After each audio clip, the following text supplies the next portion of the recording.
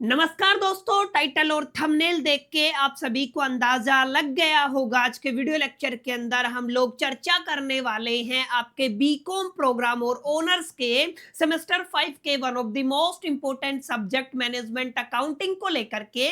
उम्मीद करता हूं आप सभी इत्मीनान से इस वीडियो लेक्चर के दरमियान मेरे साथ आखिरी तक बने रहेंगे। और हाँ, अगर आपको ये वीडियो हेल्पफुल लगता है, कंटेंट यूजफुल लगता है, तो इस वीडियो को लाइक करके अपने तमाम दोस्तों के साथ शेयर जरूर करेंगे। तो विदाउट वेस्टिंग द टाइम चलिए शुरू करते हैं। माय डियर फ्रेंड्स, जैसा कि आप सभी मेरी स्क्रीन पे देख पा रहे होंगे, आज के वीडियो लेक्चर के अंदर हम आपके सब्जेक्ट मैनेजमेंट अकाउंटिंग के सिलेबस को काफी डिटेल में, काफी गहराई में जाकर के अंडरस्टैंड करने वाले हैं। इसके अलावा हम लोग डिस्कशन करेंगे मैनेजमेंट अकाउंटिंग के केस में एग्जैक्टली कौन कौन सी मार्केट में किताबें अवेलेबल है, जिनको आप लोग कंसीडर करके डेफिनेटली अपनी प्रिपरेशन को नेक्स्ट लेवल के ऊपर लेके जा सकते हैं। अब ध्यान दीजिएगा, इस चीज से कोई फर्क नहीं पड़ने वाला। आप लोग दिल्ली यूनिवर्सिटी के अंदर बीकॉम प्रोग्राम के स्टूडेंट है या ऑनर्स के स्टूडेंट है, रेगुलर एसओएल एनसी वेब, तीनों ही कैटेगरी के स्टूडेंट्स के लिए आज का ये वीडियो लेक्चर, आज का ये सेशन इक्वली इंपॉर्टेंट होने वाला है। बहरहाल अब ज्यादा बातें ना करते हुए बढ़ते हैं सेशन की तरफ और समझने की कोशिश करते हैं आपके मैनेजमेंट अकाउंटिंग के सिलेबस को। अब ध्यान दीजिएगा, अगर आप लोग मैनेजमेंट अकाउंटिंग की बात करते हैं तो मैनेजमेंट अकाउंटिंग, जैसा कि आप सभी जानते होंगे, आपको दिल्ली यूनिवर्सिटी के अंदर डीएससी कैटेगरी के अंदर ऑफर किया जाता है। डीएससी जिसका फुल फॉर्म होता है डिसिप्लिन स्पेसिफिक कोर सब्जेक्ट। अमूमन ये जो सब्जेक्ट है 100% प्रैक्टिकल रहेगा, माने आपके फाइनल एग्जामिनेशन के अंदर आपको भर भर के न्यूमेरिकल देखने को मिलेंगे। और अगर आप लोग आपके एग्जाम की बात करते हैं तो आप लोग मोटा मोटा ये आइडिया लगा सकते हैं कि सर आपका बेसिकली 90 नंबर का पेपर रहेगा, जिसके लिए आपको अमूमन दिल्ली यूनिवर्सिटी के अंदर 3 घंटे का वक्त, समय और टाइम दिया जाता है। और मैंने बताया सर ये जो सब्जेक्ट है ये कैसा रहेगा, सर 100% प्रैक्टिकल सब्जेक्ट रहेगा। मेजॉरिटी ऑफ द क्वेश्चन जो आपको आपके फाइनल एग्जामिनेशन के अंदर देखने को मिलेंगे माय डियर फ्रेंड्स, वो आपको आपके प्रैक्टिकल क्वेश्चन देखने को मिलेंगे। अब ध्यान दीजिएगा, अगर आप लोग इस पर्टिकुलर सब्जेक्ट के बारे में बात करते हैं, मैनेजमेंट अकाउंटिंग के बारे में बात करते हैं, तो दिल्ली यूनिवर्सिटी के अंदर सेमेस्टर 5 के अंदर ना आपको 2 प्रैक्टिकल सब्जेक्ट ऑफर किए जाते हैं। इसके पैरेलल में आप सभी को income tax law and practices पढ़ना पड़ेगा, जो अपने आप में आपकी एंटायर ग्रेजुएशन का one of the difficult subject माना जाता है, जिसका सिलेबस भी बहुत बड़ा है, जिसके अंदर आपको बहुत डिटेल में जाकर के, काफी गहराई में जाकर के अंडरस्टैंडिंग हासिल करना पड़ता है। इसका मतलब इस बार सेमेस्टर 5 के अंदर ना आपको दो दो सब्जेक्ट को पैरेलल में लेके चलना पड़ेगा। इकोनॉमिक्स को आप लोग चाहे लास्ट में भी करेंगे तो चलेगा, लेकिन अगर आप लोग मैनेजमेंट अकाउंटिंग को और इनकम टैक्स को पैरेलल में लेके चलेंगे ना, तभी आप लोग सेमेस्टर 5 के अंदर अच्छे मार्क्स सिक्योर कर सकते हैं। और अगर आप लोग अपने सीनियर से बात करेंगे तो आप लोग पाएंगे ये 2 ऐसे सब्जेक्ट हैं जहां पर मैक्सिमम बच्चों को सेमेस्टर 5 के अंदर ईआर देखने को मिलता है। तो प्लीज इस सब्जेक्ट की सीरियसनेस को समझते हुए आप सभी को इस पर्टिकुलर सब्जेक्ट की जो प्रिपरेशन है ना, वो अभी से स्टार्ट कर देनी है। इस सब्जेक्ट के बारे में केवल एक और एक बात जो सबसे आसान रहेगी, सबसे अच्छी रहेगी, वो ये है कि यहाँ पे जो सिलेबस है ना, वो बहुत कम देखने को मिलता है। कुल मिलाकर के मोटा मोटा आप लोग ये कह सकते हैं सर आपके सिलेबस के अंदर टोटल 6 चैप्टर डाले गए हैं, जिनको अगर आप लोग पढ़ लेते हैं तो आपका 100% सिलेबस कंप्लीट हो जाता है। इनकम टैक्स के अंदर आपको एक लंबी चौड़ी लिस्ट देखने को मिलेगी, करीब करीब 15-16 चैप्टर हमें पढ़ने पड़ते हैं, और एक एक चैप्टर के अंदर 1.5 महीना लग जाता है। तो आपको इस चीज को भी अंडरस्टैंड करना है सर, मैनेजमेंट अकाउंटिंग को अगर आप लोग एक सही रोड मैप के साथ, एक सही स्ट्रेटजी, एक सही अप्रोच के साथ स्टार्ट करते हैं और सिलेबस को कंप्लीट कर लेते हैं, तो इस पर्टिकुलर सब्जेक्ट के अंदर एटलीस्ट A+ या ओ ग्रेड लेके आना कोई ज्यादा बड़ा टास्क नहीं रहने वाला है। क्लियर है? तो ये कुछ बुनियादी बातें थी जो आपको सिलेबस के साथ साथ जान लेना जरूरी है, ताकि आप लोग समय रहते, वक्त रहते इस सब्जेक्ट को बेसिकली स्टार्ट कर सके। अब ध्यान दीजिएगा, यहाँ पर आपके एंटायर सिलेबस को माय डियर फ्रेंड्स 5 यूनिट के अंदर ब्रेक डाउन किया गया है। सर यूनिट नंबर 1 रहेगा, 2 रहेगा, 3 रहेगा, 4 रहेगा और 5 रहेगा। अब आपको ध्यान ये देना है, एक आपका जो सेकंड यूनिट है ना, उसके ऊपर स्टार लगा लीजिए। सर आपके पूरे सिलेबस का सबसे बड़ा यूनिट रहेगा, यानी कि आपके पूरे पेपर का इकलौता ऐसा यूनिट है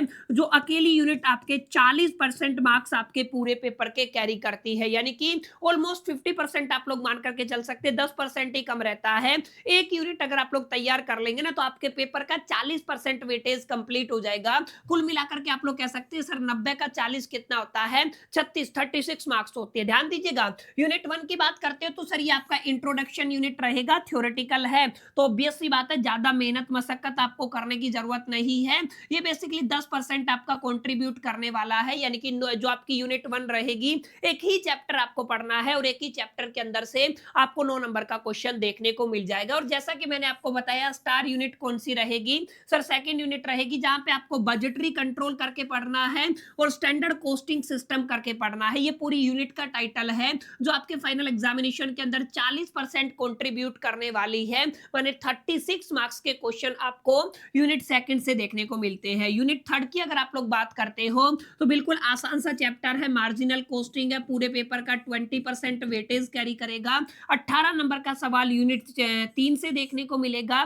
यूनिट 4 के अंदर आपको डिसीजन मेकिंग पढ़ना है, यहाँ पर भी आपको जो बेसिकली 20% कंट्रीब्यूशन देखने को मिलेगा। 18 नंबर का सवाल यहाँ से देखने को मिलेगा। यूनिट 5 बिल्कुल आसान है, एक दिन का वन शॉट के अंदर हो जाएगा। परफॉर्मेंस मेजरमेंट, यहाँ पे आपको 10% कंट्रीब्यूशन आपके पेपर के अंदर देखने को मिलेगा।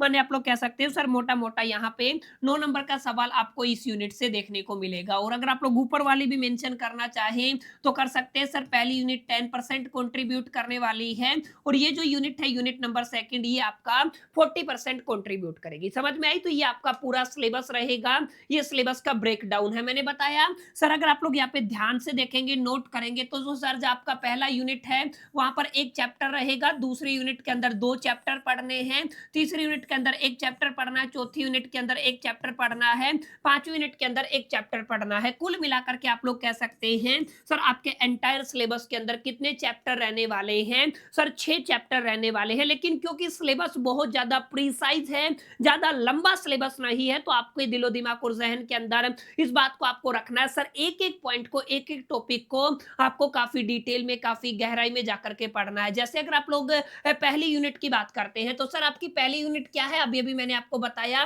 इंट्रोडक्शन आपको पढ़ना है। सर इंट्रोडक्शन के अंदर क्या क्या पढ़ना है ये बड़ी जरूरी बात है। सबसे पहले आपको मीनिंग को पढ़ना है, ऑब्जेक्टिव को पढ़ना है, nature and the scope of the management accounting को पढ़ना है। क्लियर है? मैनेजमेंट अकाउंटिंग का इंट्रोडक्शन हो गया है। इसके अलावा आपको पढ़ना है सर आपका basically different form of accounting जो होते हैं, जैसे कॉस्ट अकाउंटिंग हो गया, फाइनेंशियल अकाउंटिंग हो गया और मैनेजमेंट अकाउंटिंग हो गया, इनके अंदर क्या फर्क होता है, क्या डिफरेंस होता है, ये वाला टॉपिक आपको पढ़ना है। सर कॉस्ट कंट्रोल क्या होता है और कॉस्ट रिडक्शन क्या होता है। ये कुछ ऐसे टॉपिक है जिनको अगर आप लोग तैयार कर लेते हैं तो आपका 10% पेपर का जो काम है वो कंप्लीट हो जाएगा। और जैसा कि मैंने आपको बताया ये जो पहला यूनिट रहेगा ना ये 100% कैसा रहेगा सर, थ्योरी रहेगा, एक शॉट के अंदर, वन शॉट के अंदर, एक वीडियो लेक्चर के अंदर हम इसको कंप्लीट कर लेंगे। ठीक है? अब अगर आप लोग यूनिट सेकंड की बात करते हैं तो अब ये भी बताया था सर ये आपका 40% पेपर यहां से आएगा, कुल मिलाकर के 36 नंबर। तो यहाँ पे सर आपको केवल 2 ही चैप्टर पढ़ने हैं। सबसे पहला चैप्टर रहेगा budgeting and the budgetary control करके, सेकंड चैप्टर रहेगा standard costing and the variance analysis. Sir इनको आपको ध्यान से समझना है, आपके 2 चैप्टर रहेंगे और दोनों चैप्टर अपने आप में काफी बड़े बड़े चैप्टर हैं, भर भर के न्यूमेरिकल देखने को मिलती है। एक एक न्यूमेरिकल 18 नंबर तक की पूछी जाती है। इसका मतलब आपको अच्छे से प्रैक्टिस करना है, न केवल कैलकुलेशन के ऊपर बल्कि फंडामेंटल कॉन्सेप्ट अलोंग विद इनका एक पर्टिकुलर फॉर्मेट रहेगा, उसके ऊपर भी आपको एक अच्छी खासी मालूमात माय डियर फ्रेंड्स आपको यहाँ पे हासिल करनी है। तो आप यूनिट 2 के अंदर ध्यान दीजिएगा, केवल 2 चैप्टर आपको पढ़ने हैं। यूनिट 3 के अंदर सर हमें केवल मार्जिनल कॉस्टिंग करके एक चैप्टर है वो पढ़ना है। इसको यहाँ पे बेसिकली पीवीआर के नाम से भी मैं आपको पढ़ाने वाला हूँ, प्रॉफिट वॉल्यूम रेशियो के नाम से, वो हम लोग जब सिलेबस स्टार्ट करेंगे उस टाइम पे डिस्कस कर लेंगे। यूनिट 4 के अंदर डिसीजन मेकिंग करके ही आपका चैप्टर रहेगा, इसको आपको तैयार करना है। यूनिट 5 के अंदर मैंने बताया परफॉर्मेंस मेजरमेंट करके आपका चैप्टर रहेगा, इसको आपको तैयार करना है। ध्यान दीजिएगा रिस्पॉन्सिबिलिटी अकाउंटिंग क्या होता है, concept, significance and the different of the responsibility centre, division, performance measurement and the financial and non financial measures, ये टॉपिक है जो आपको तैयार करने हैं। टॉपिक को जरूर से नोट कर लीजिएगा। अगर मैं थोड़ा सा साइड हो जाता हूं ताकि आप लोग स्क्रीनशॉट ले सके, इस पेज का स्क्रीनशॉट ले लीजिए।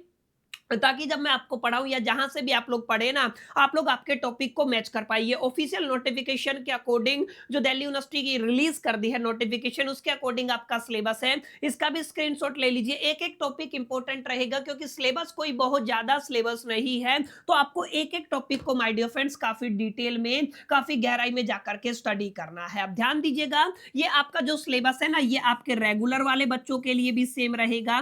माने अगर आप लोग रेगुलर के स्टूडेंट हैं तो भी आपके लिए सेम है, अगर आप लोग सोल के स्टूडेंट हैं तो भी सेम सिलेबस रहेगा, और अगर आप लोग एनसी वेब के स्टूडेंट हैं तो भी आप सभी के लिए सेम रहेगा। और जैसा कि मैंने आपको बताया सर, चाहे आप लोग बीकॉम प्रोग्राम की बात कर लीजिए, चाहे आप लोग बीकॉम ऑनर्स की बात कर लीजिए, आपका जो न केवल सब्जेक्ट, न केवल सिलेबस, बल्कि आपका एग्जामिनेशन का जो पेपर पैटर्न है ना, वो भी 100% सेम रहने वाला है। इन चीजों से कोई फर्क नहीं पड़ने वाला। सब कुछ जो है वो आपको माय डियर फ्रेंड्स 101% सेम देखने को मिलेगा। क्लियर? अब एक जो सवाल आपके सभी के दिलो दिमाग और जहन के अंदर आ रहा होगा, सर स्टडी मटेरियल कौन सा लेना है? स्टडी मटेरियल को लेकर के दो तरीके के डाउट आप सभी के मन में होंगे। क्या हमें सर किताब खरीदनी पड़ेगी? सबसे पहला बुक्स को लेकर के डाउट है, ओके।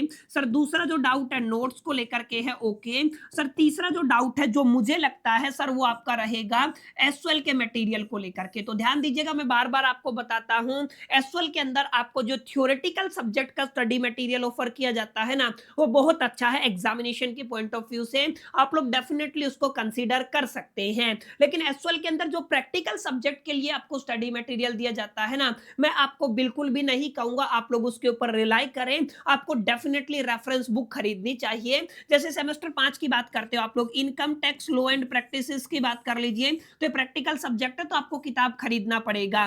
जैसे अगर आप लोग मैनेजमेंट अकाउंटिंग की बात करते हो तो ये आपका प्रैक्टिकल सब्जेक्ट है, तो एसएल के स्टडी मटेरियल की तरफ आपको नहीं जाना चाहिए, आपको डेफिनेटली किताब खरीदना चाहिए। अब आप सभी पूछेंगे सर किताब कौन सा खरीदना है? एक ही राइटर आपको बताऊंगा जो आपको बेसिकली फॉलो करना है। सर राइटर का नाम है एम.एन. अरोरा, नोट कर लीजिए। राइटर का नाम है एम.एन. अरोरा। एम.एन. अरोरा की किताब है, वही आपकी एंटायर दिल्ली यूनिवर्सिटी के अंदर पढ़ाई जाती है, उसी को हम लोग अपने चैनल के ऊपर भी कंटिन्यू करने वाले हैं। तो अगर आप लोग किताब खरीदना चाहते हैं तो डेफिनेटली एम.एन. अरोरा की किताब को कंसीडर कर सकते हैं। अब ध्यान दीजिएगा, अगर आप लोग नोट्स की बात करते हैं, जो बच्चे किताब नहीं खरीद सकते हैं, जो केवल कहीं ना कहीं नोट्स के ऊपर रिलाई करते हैं, जो कहीं ना कहीं चाहते हैं सर नोट्स भी हमें फ्री नोट्स मिल जाए, तो आपको क्या करना है, इस चैनल को सब्सक्राइब कर लेना है, बेल आइकन को प्रेस कर लेना है, और इस वीडियो के डिस्क्रिप्शन बॉक्स के अंदर आपको टेलीग्राम चैनल का लिंक मिल जाएगा, या मैनुअली भी अगर आप लोग बीकॉम कॉर्नर सर्च करेंगे तो आपको टेलीग्राम चैनल मिल जाएगा, उसको ज्वाइन कर लेना है। जितनी भी क्लासेस मैं आप सभी को प्रोवाइड करने वाला हूं, मार्क माय वर्ड से, तमाम क्लासेस के जितने भी पीडीएफ जो रहेंगे वो मैं आपको फ्री ऑफ कॉस्ट अपने टेलीग्राम चैनल के ऊपर प्रोवाइड कर दूंगा, ताकि आपको एडिशनल किसी रिसोर्स के ऊपर पैसा खर्च करने की जरूरत ना पड़े, और आपके इस एंटायर सिलेबस को दिल्ली यूनिवर्सिटी के अकॉर्डिंग मैं पूरा का पूरा सिलेबस अपने यूट्यूब के ऊपर अगेन आपको प्रोवाइड करने वाला हूं। एक एक न्यूमेरिकल प्रैक्टिस कराऊंगा, एक एक इलस्ट्रेशन, एक एक एग्जांपल मैं आप सभी को काफी डिटेल में, काफी गहराई में जाकर के समझाने वाला हूं। तो आपको टेंशन लेने की जरूरत नहीं है, बस आपको इस वीडियो को लाइक करना है, दोस्तों के साथ शेयर करना है, और दबा के इस वीडियो के नीचे कमेंट और हाइप करना है। अगर आप सभी का अच्छा खासा रिस्पॉन्स आता है तो एज सुन एज पॉसिबल मैं आप सभी के लिए एक डेडिकेटेड, बिल्कुल ऑर्गेनाइज्ड बैच एक तरीके से लेके आ जाऊंगा। आपको तमाम जो जानकारी है मैं अपनी अगली वीडियो के अंदर प्रोवाइड कर दूंगा, अगर आपका अच्छा खासा रिस्पॉन्स इस वीडियो के ऊपर मेरे को देखने को मिलता है। तो उम्मीद करता हूं माय डियर फ्रेंड, जो भी आपके डाउट थे आपके दिलो दिमाग और जहन के अंदर कि सर सब्जेक्ट्स किस तरीके का है, सिलेबस क्या रहेगा, किताब कौन सी लेनी है, नोट्स कहां से मिलेंगे, सर एग्जैक्टली क्लासेस कहां से मिलेंगी, तो सारे डाउट से उनका सॉल्यूशन उम्मीद करता हूं आपको मिल गया होगा, और ये छोटा सा वीडियो आपको पसंद आया होगा, सेशन आपको अच्छा लगा होगा। वीडियो अच्छा लगा तो इस वीडियो को लाइक जरूर कर दीजिएगा, दोस्तों के साथ शेयर करना मत भूलिएगा। पहली दफा चैनल पे आए हैं तो चैनल को सब्सक्राइब करके बेल आइकन को जरूर प्रेस कर दीजिएगा। इस वीडियो के अंदर इतना ही, मिलते हैं नेक्स्ट वीडियो के अंदर, जब तक के लिए मैं तो so all the best, keep learning.